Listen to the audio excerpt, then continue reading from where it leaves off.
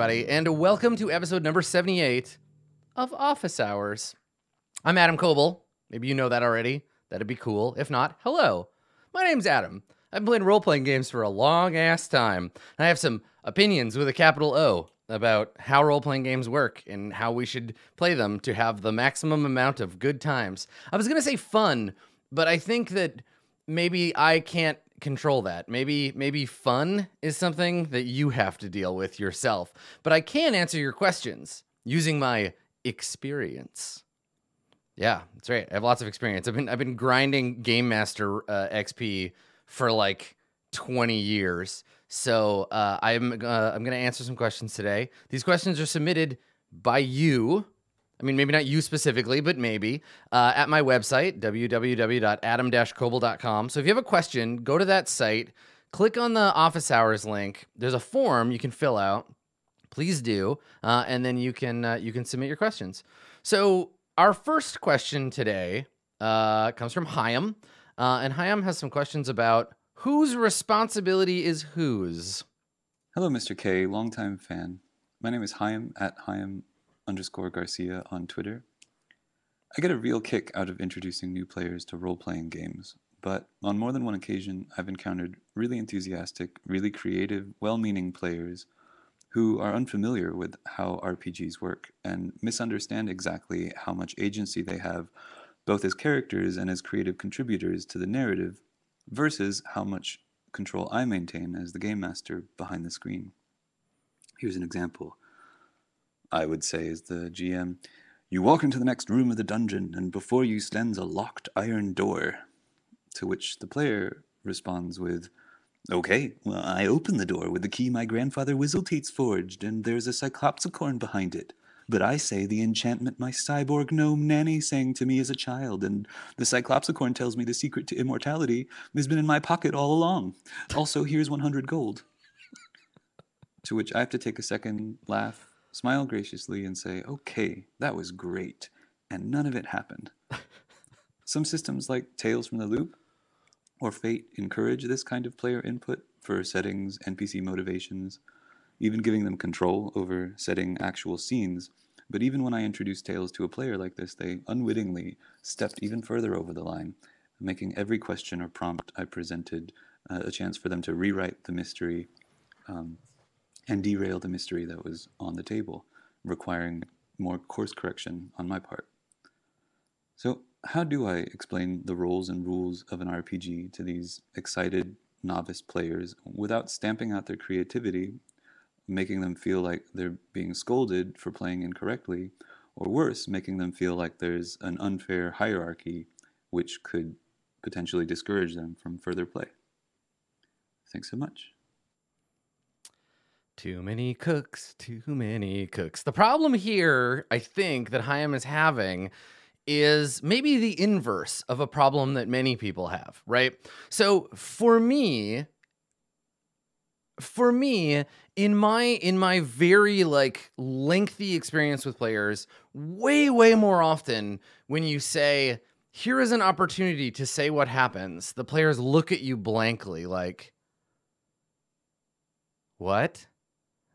I don't, and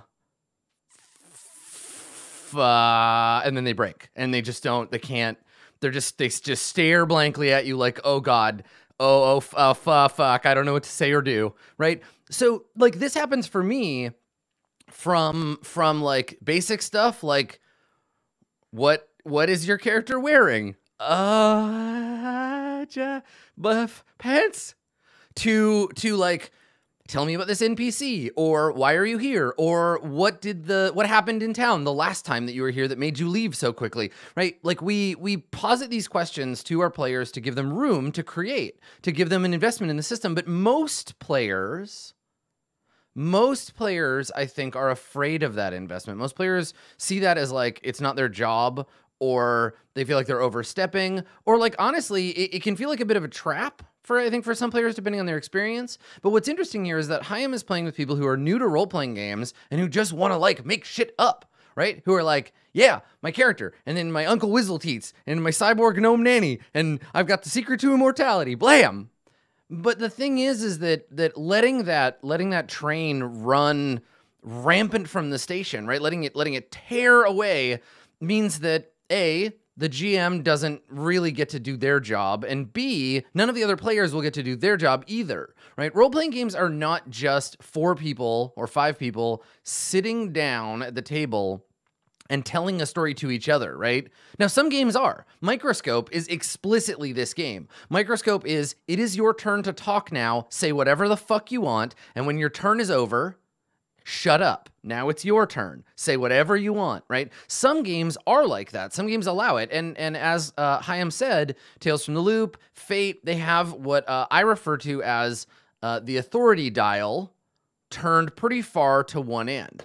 So maybe let me give you that metaphor. So I think I've talked about this before. I mean, we're 78 episodes in. It would be really surprising if we didn't. I talk about something I call the authority dial. You can think of it as like a volume knob, right? And on one end of the volume knob, one end of the authority dial is traditional play, right? Where the GM has a very clear job where they describe what is happening in the world, who is in the world, what those people think and feel, the ramifications of any given action, right? They do all the GM God stuff, and the player's authority in that dial is very, very minimal in the sense that they get to say, well, minimal in terms of quantity, but definitely not minimal in terms of quality, right? Because they get to say what their characters say, what their characters do, and what their characters are thinking, right? They get to control their characters, and the PCs are the center of any given role-playing game. So that's the dial all the way on the trad end, the traditional end of the dial. Now, if you crank that dial all the way to the other side, then you have games where no one has any differing job. Everyone has basically the same job. Games like Fiasco, Microscope, where the authority knob is cranked all the way over to everyone kind of shares communal authority over the narrative, either in pieces or all together, right? Now, individual GM styles will adjust that dial back and forth regardless of what the game says. You can play a game whose default authority dial is cranked all the way over to the traditional end, but you can nudge it up a few notches, right? This is where we get Dungeon World. Dungeon World isn't actually that far out of the box from a traditional gameplay experience. The GM is responsible for GM stuff, the players are responsible for player stuff, and that's it. But you can start to nudge that dial a little bit to give the players authority. So you can ask questions like, tell me about a character that you know in this town. Or what is this NPC like? Or you know this person already. Tell me about the last time you met. The way that we can do this as GMs without having the dial snap off, as Chaim runs into here, is by introducing leading questions, right? Or having mechanisms like connect or circles in the game, right? Either play a game that has those mechanisms and engage them, or add them to your game, right? It's real easy to add circles to Dungeons & Dragons, for example, or make a custom move for bards or for everyone in the group for Dungeon World, right? Those are totally possible. But asking leading questions helps constrain the answer. So if I say to you, who in this city is your worst enemy? All I'm saying is you have an enemy in this town, right?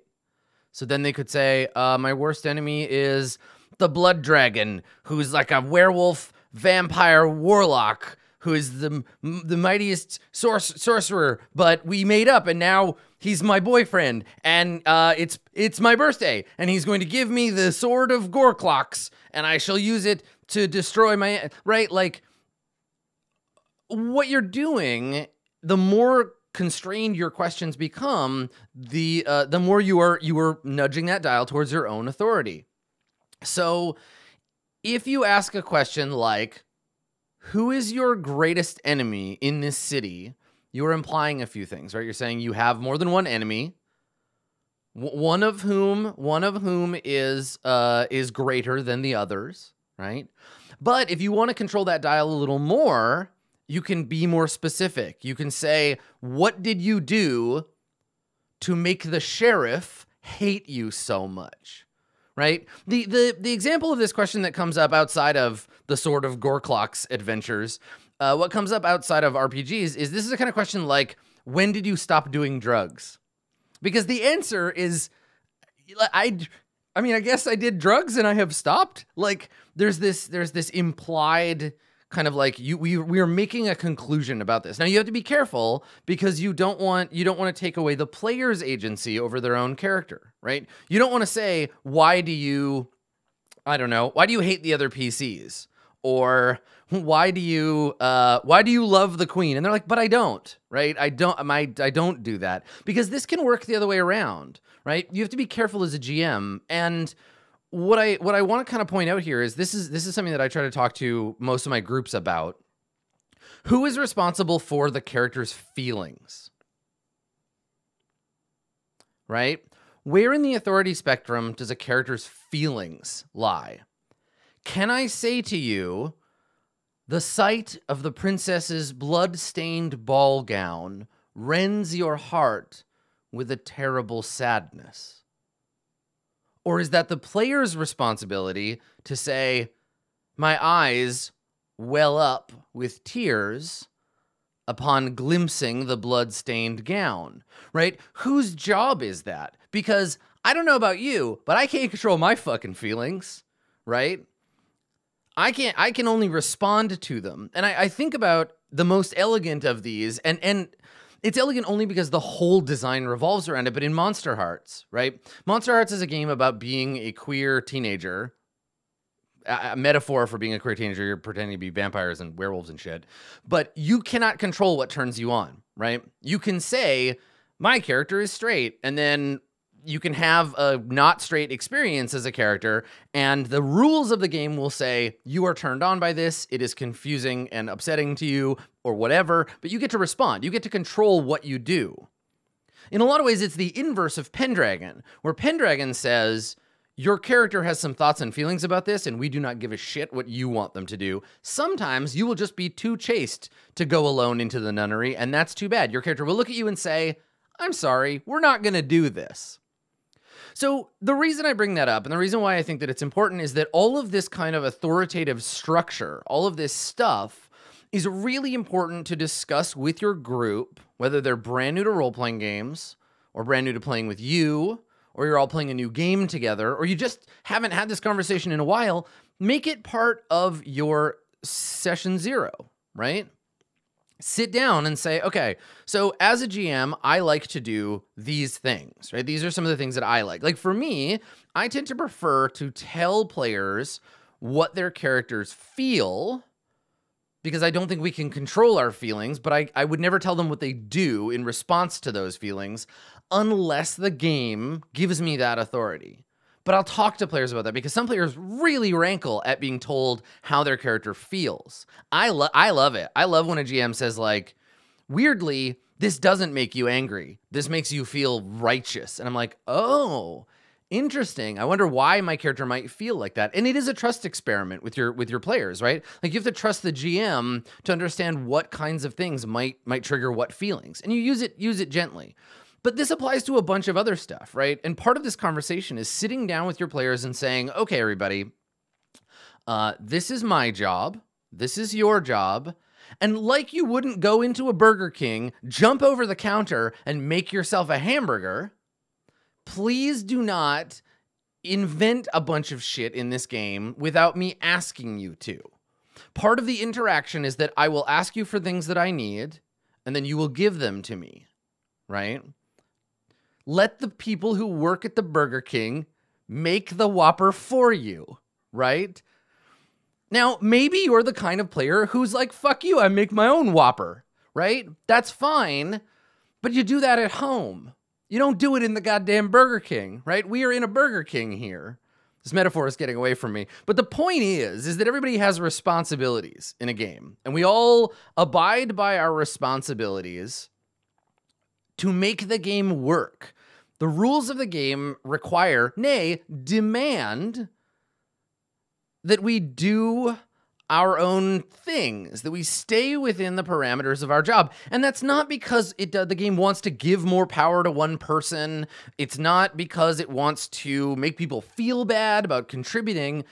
the reason that works is because the games are designed for us in a specific way. The people who design these games know that they work the best this particular way. Now, it doesn't mean that we can't hack them. It doesn't mean we can't change games. It doesn't mean we can't put fronts and bonds and whatever into 5th edition D&D. It doesn't mean that we can't let our players make shit up because we don't care or because we want to invite them in, but they cannot bust the door down and come rushing in and start fucking making whoppers. They have to let us make the whopper, but they're the ones making the order, right? We all have jobs. So I think to answer Chaim's question sort of most directly, how do you explain the roles and rules of an RPG to a novice player without stamping out their creativity? Be clear, the game has rules. We are playing a game together. We're not playing circle jerk story time. We're playing a role-playing game, and role-playing games have rules. And so just clearly lay out, like, for this to work, I need to do my job, and you need to do your job. But if you are playing a role-playing game with a bunch of people who just want that authority knob cranked all the way over to the weird end, play a different game, right? Like what you've done is, say you started with 5th edition Dungeons and Dragons, and the players were all pushing really hard to be allowed to make shit up. You know, you nudge the dial a little bit, and maybe that doesn't go far enough, right?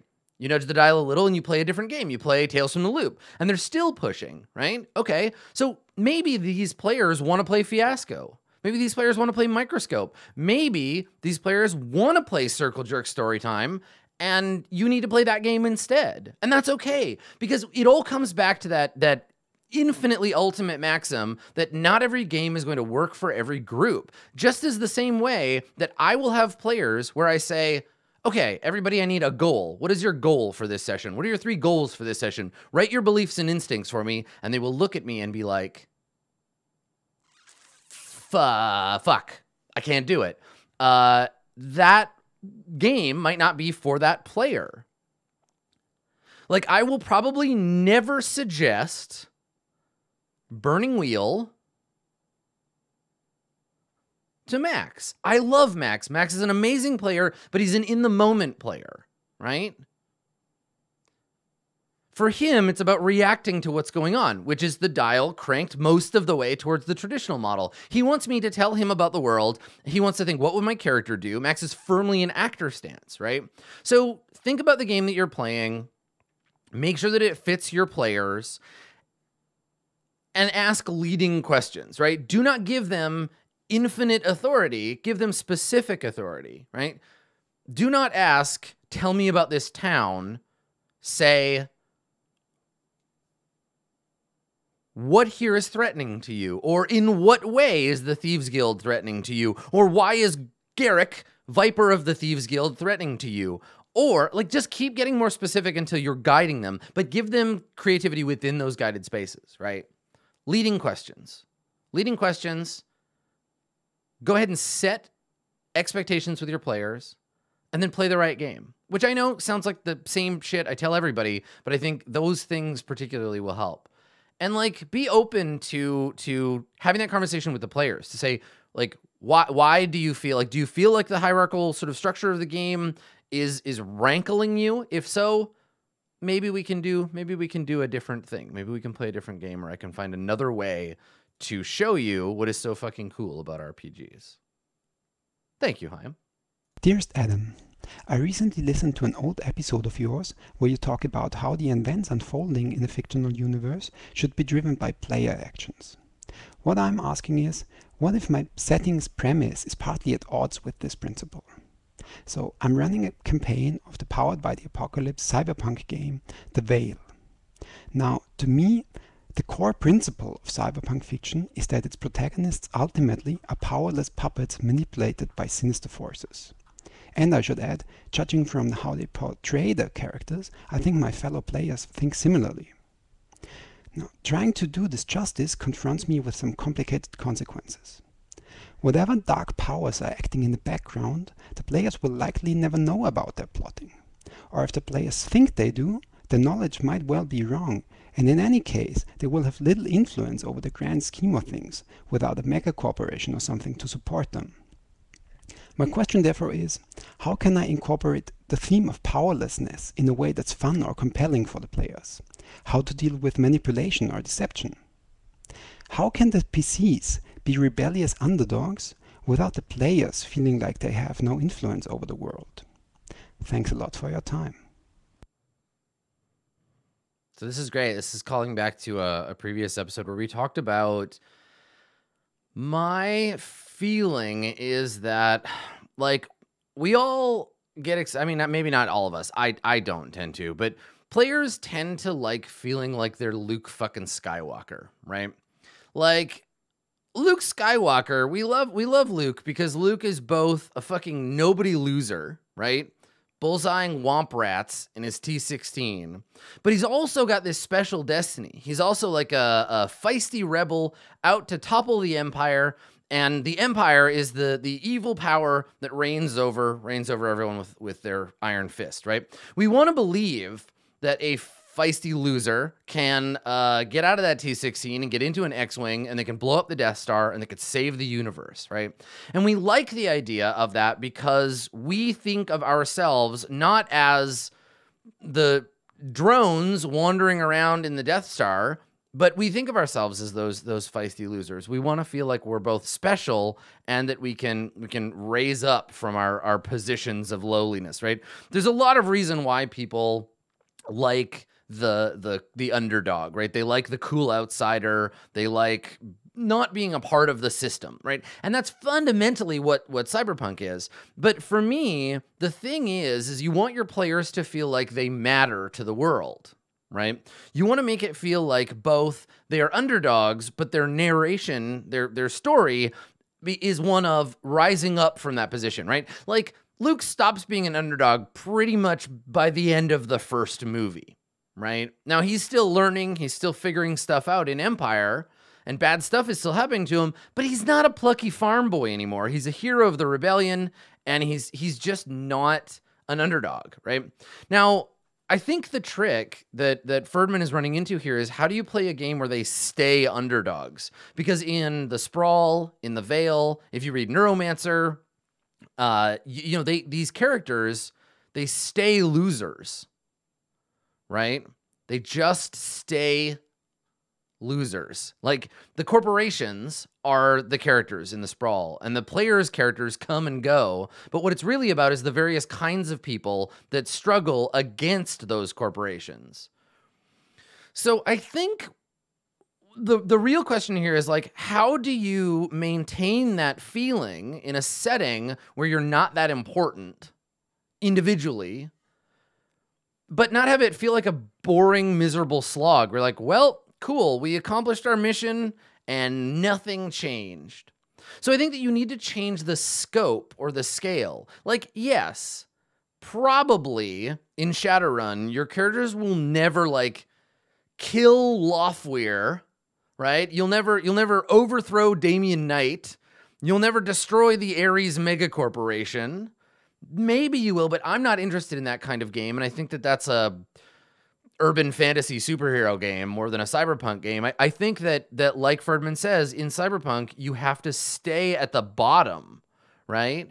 Yeah, right? So I think that the characters can struggle to attempt the impossible. And in fact, I'm drawn to that narrative. I love narratives where you try to do what's impossible, because there's a hubris in that. There's this beautiful belief that you could be something, that you could change something unchangeable. And I think that we tell ourselves that a small group of heroes can rise up and fucking defeat Sauron, but we forget that at the end of Lord of the Rings, Frodo fails, right? Frodo falls to his own corruption to the ring and refuses, just like everybody else before him, to throw it in the fire.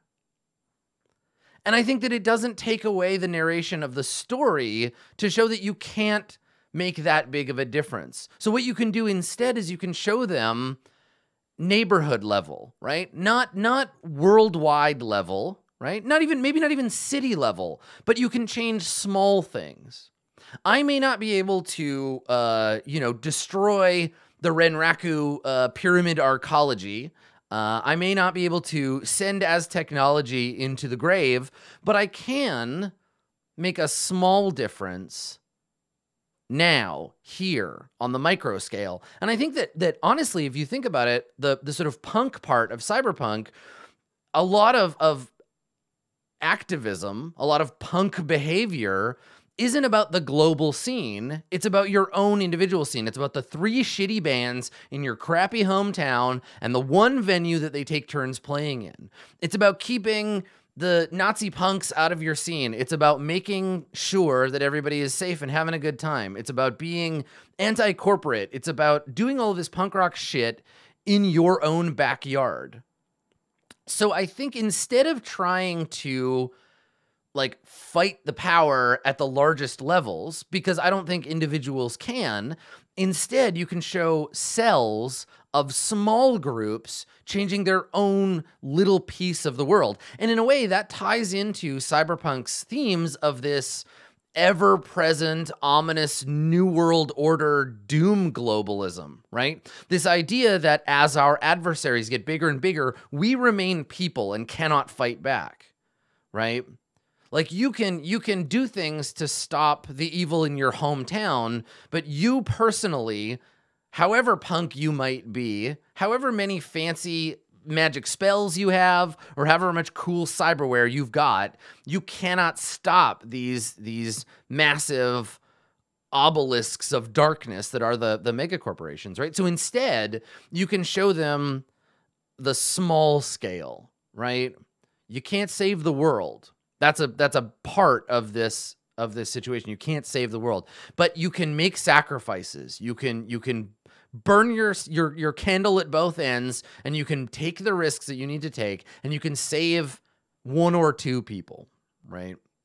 I mean, this is the thing about like a lot of the kind of smaller scale superheroes, right? And even sometimes Spider-Man, you can get these stories where it's like, it's about friendly neighborhood Spider-Man, right? Like I like Spider-Man best when he's hanging out and taking care of the people around him, and he's saving the neighborhood. And I think that this is something that Neighboros brought up actually in chat. You know, if you could actually overthrow the power, then you're telling another story, because the people that overthrow big power structures tend to already be big power structures, right? Like, yes, you can tell a story where instead of just being alone, you build your own army, and that army becomes, you know, a mass organization, and that organization overthrows the corporate government. But then, guess who's the man now?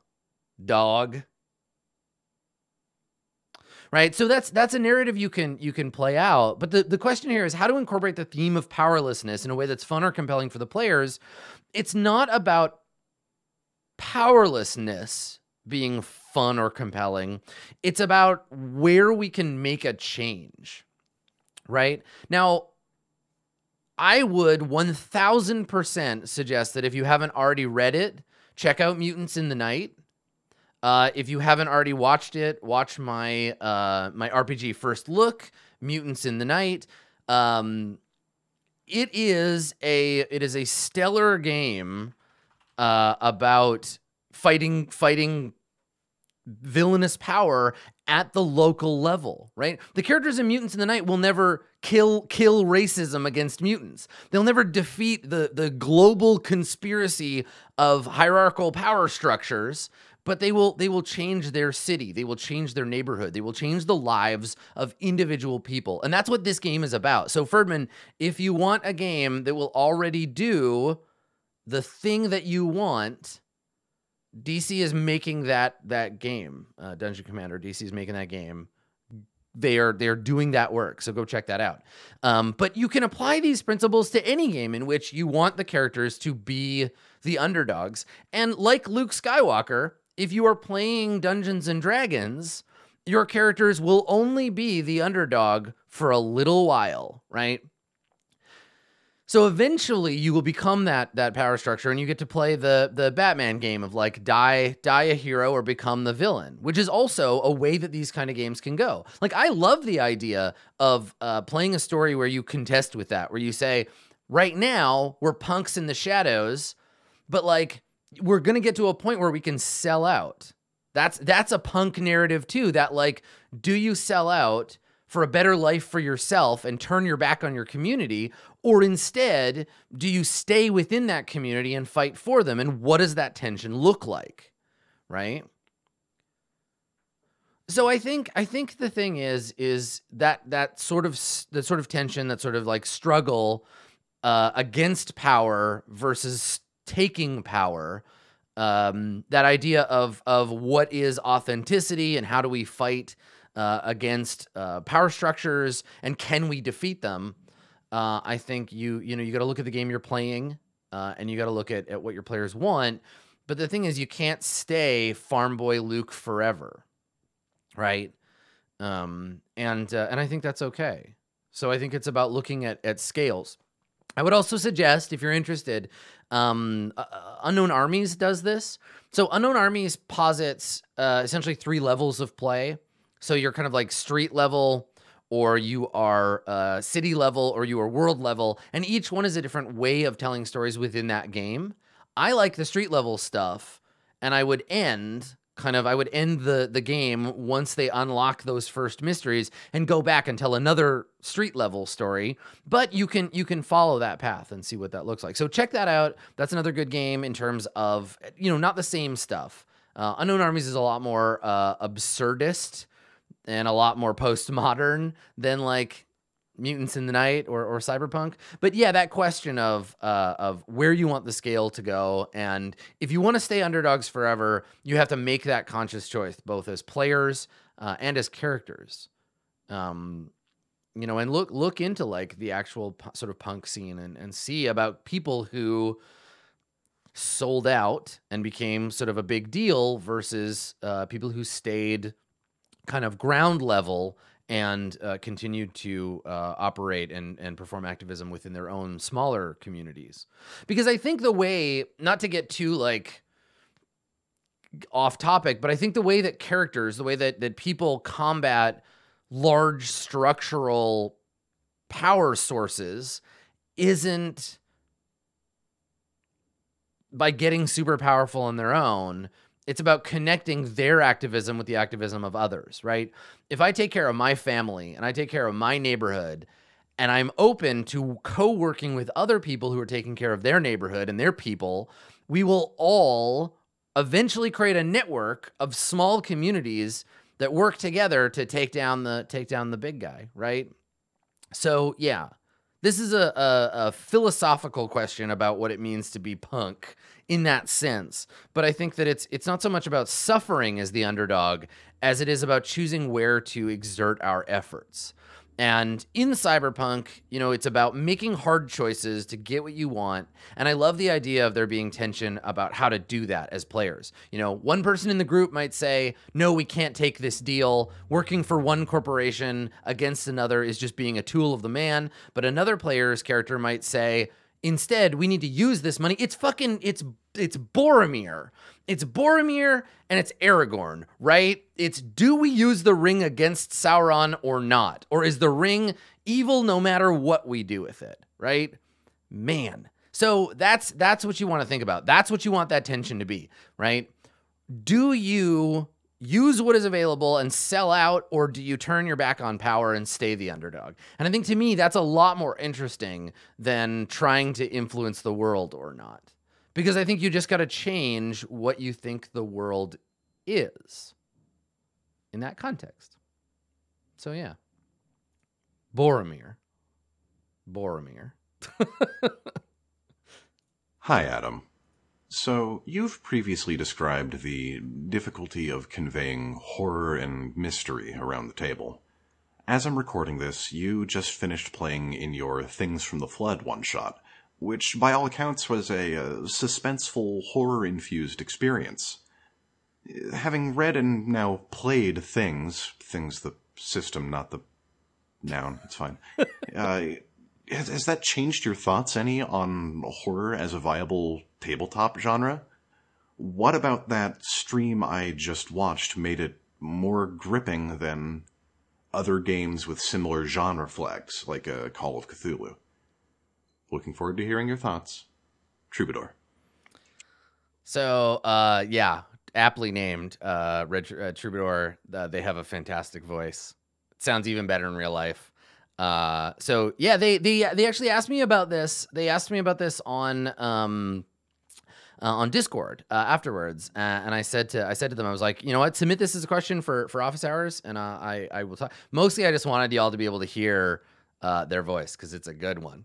But the stream that Troubadour is talking about, the one they're talking about here, is a stream that Blue Jay and me and some folks from Modiphius did as a preview for Things from the Flood. So Things from the Flood is the sequel to Tales from the Loop.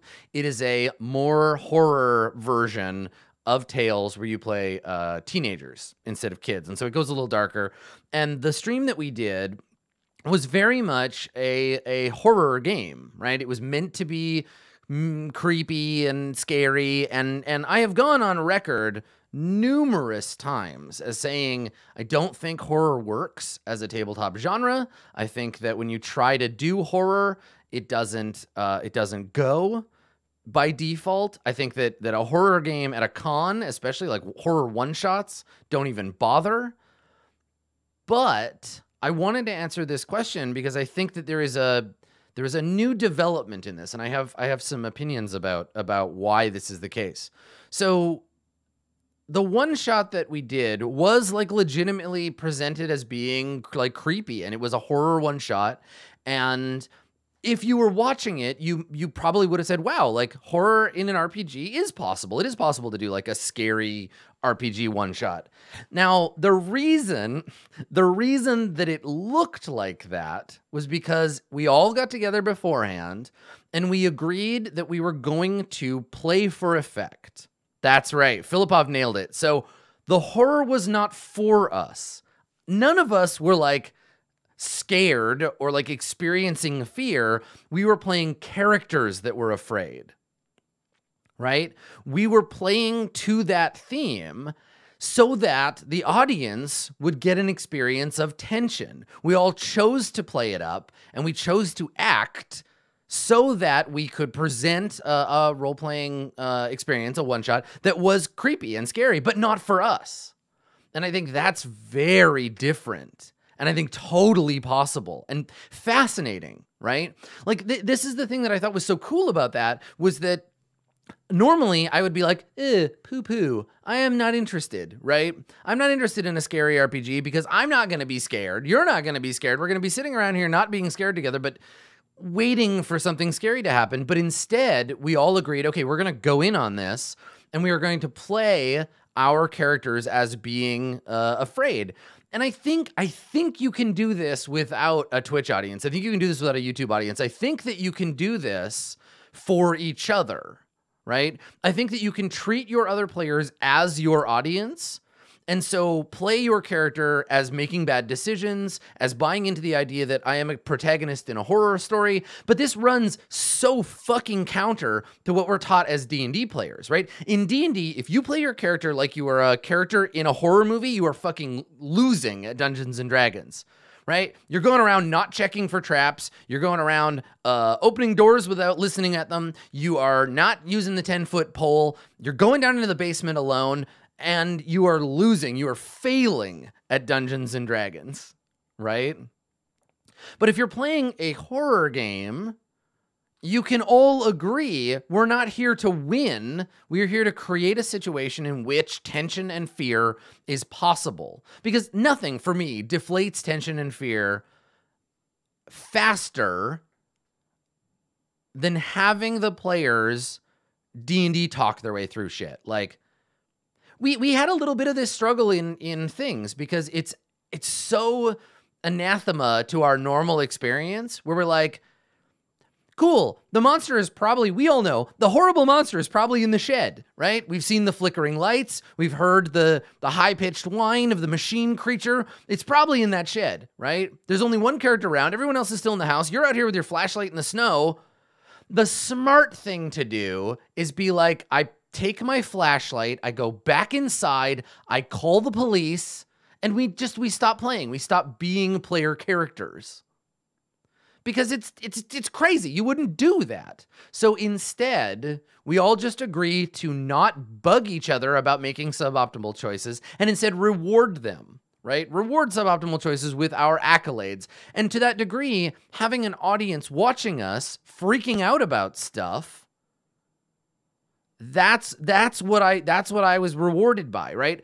We were playing a one-shot, so character rewards didn't matter. So for me, creeping out the audience or getting everybody on board with our fear as characters, that for me was what was my reward. And so you can treat your other players like they're an audience. You can all agree and buy in and do that. But I think the thing you have to do is acknowledge that the game that you are playing probably does not care. It probably just assumes that you will do this on your own and doesn't reward you. This is why I don't like Call of Cthulhu, right? Call of Cthulhu does nothing to create an atmosphere of horror or fear in the game. It just doesn't. I've never felt even the slightest anxiety playing Call of Cthulhu because it's a very traditional game. And so people play it traditionally. I would love to see more games say, listen, this is how this game works, right? You all have to buy in and play characters who are making decisions like they were characters in a horror game, right? You have to know that that's the thing and to accept that. And I think that people, you can do this successfully with a game like Call of Cthulhu by accident, but the game itself won't help you at all, right? And you know me, I hate rewarding games with accolades for things that the players did. So, you know, I think that for horror, the most important thing is establishing, like, we are doing this together to create this kind of atmosphere. We are playing a game, but in a way, we have to turn our back on that game for another purpose. I think the system in Things from the Flood is simple enough and encourages sort of failing forward or granular success enough that it's still interesting to play to failure. And that's what makes a game like that fun, right? Call of Cthulhu, when you fail, it's like, well, too bad, you fail, try again, right? You try to climb the ladder and it breaks and you fall and you take 5 damage. Now what? And you're like, I climbed the ladder again. Oh, I got a 27 this time. I climbed the ladder, right? Like, you have to have a much more, not a task resolution system, but a conflict resolution system where it's like, what is the next thing that happens? And so I think that Things from the Flood and Tales from the Loop do that in a way that is better. So yeah, I think that it's certainly possible. I think that it's something that you can do, but I think that what made this Things from the Flood one shot so much better and so much easier was that we were playing for an audience. And so I will, you know what? I will happily rescind some of my criticisms of horror role playing. I think that if you have an audience and if the players are all bought in to the situation and bought into the idea that we are here to give a creepy experience to our audience, then I think maybe you can do that. I think you can perform horror instead of being in it. You can director stance horror a lot more easily than you can actor stance it. If you're curious about all this stance stuff I've been talking about, there's an episode of Office Hours. I wish I could give you the number, but I can't. There's an earlier episode about stances. They come from the Forge. They're a way of looking at what games expect from players and how they play it. So look into that. Look into RPG stances. It's something that I use to think about my player behavior and what I expect from my players when I play games. It's really useful in determining that kind of stuff, and it's cool to like sit down and talk with your group about, because they might not be in the same headspace as you. And actually, some stance theory could help Chaim too, because Chaim is playing with people who are all in like a very extreme version of director stance. So yeah, I found it to be a helpful tool.